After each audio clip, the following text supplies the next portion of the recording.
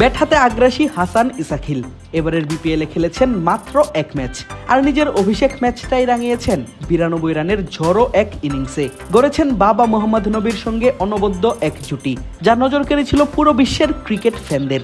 বাবা জাতীয় দলের হয়ে সিরিজ খেলতে চলে গেলেও পুত্র রয়ে গেছেন বিপিএলেই। বোঝাই যাচ্ছে আগামীকাল চট্টগ্রাম রয়্যালসের বিপক্ষের ম্যাচে নিশ্চিতভাবেই একাদশে দেখা যাবে এই টপ অর্ডার ব্যাটারকে। তবে নিশ্চয়ই গত ম্যাচের মতো ভুল এই ম্যাচে করতে চাইবেন না ইসাখিল।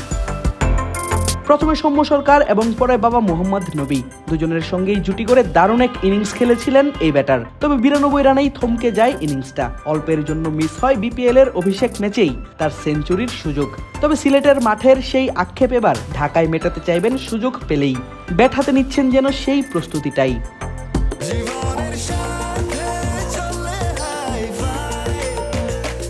স্বাস্থ্যকর অল টাইম হানিকম, সব সময় অল টাইম হেলদি লাইফ। অনুশীলনে ঘাম ঝরাতে দেখা গেল নোয়াখালী এক্সপ্রেসের আরেক ওপেনার সৌম্য সরকারকেও। দেখা গেল করছেন লফটেড শটে নিজের ব্যাটিং অনুশীলন। মূলত ইনিংসের প্রথম 6 ওভারে অর্থাৎ পাওয়ার প্লেতে 2 ফিল্ডার ছাড়া বাকি সবাই থাকেন 30 গজের ভেতর। সেই সুযোগটা কাজে লাগাতেই এই অনুশীলন সৌম্য সরকারের। গত ম্যাচেই রানে ফেরা সৌম্য নিশ্চয়ই ধরে রাখতে চাইবেন নিজের ছন্দটা। সৌম্য সরকার, মোহাম্মদ নবী, হাসান ইসাখিলরা আশায় যে দল পেয়েছে ভালো মোমেন্টাম, সেটা অবশ্য স্বীকার করলেন দলটির বিদেশি পেসার ইহসানুল্লাহ। सौम्या सरकार जो है वो बहुत ही अच्छा इंसान भी है और अच्छा प्लेयर भी है। माशाल्लाह आप लोगों ने देखा भी है, वो जो आया है तो हमारी टीम की मोमेंटम है वो अच्छी हुई है। नबी भाई भी आया था, तो अभी हसन खेल को आपने देखा है, जो हमारा यंग टैलेंटेड है नबी भाई का जो बेटा, उसने अच्छा परफॉर्म किया टीम के लिए। और मैं भी तकरीबन प्रैक्टिस में कर रहा था, तो अल्हम्दुलिल्लाह फिर मैं भी थोड़ा सा फॉर्म में आया हूँ। तो इंशाल्लाह अभी कोशिश है इंशाल्लाह ये 2 मैच फिनिश करके अच्छा विनिंग कम्बिनेशन करेंगे। ব্যাটিং অনুশীলনে ঘাম ঝরিয়েছেন নোয়াখালীর আরেক ব্যাটার হাবিবুর রহমান সোহান। যুব এশিয়া কাপে লাল সবুজের জার্সিতে দারুণ ব্যাটিং করলেও বিপিএলে এখন অব্দি নিজেকে মেলে ধরতে পারেননি ঠিকভাবে। তবে শেষ হয়ে যায়নি সুযোগ। সিলেট পর্বের পর ঢাকা পর্বে এখনো বাকি নোয়াখালীর 2 ম্যাচ।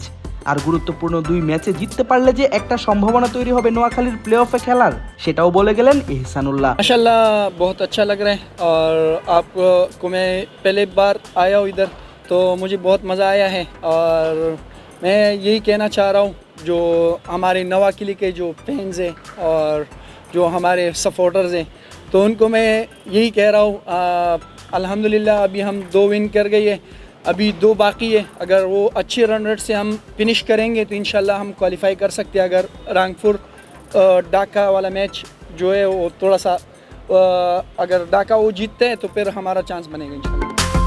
এবার দেখার পালা টানা 6 ম্যাচ হারের পর ঘুরে দাঁড়ানো নোয়াখালীর ভাগ্যে কি অপেক্ষা করছে বিপিএল এর পরের পর্বে।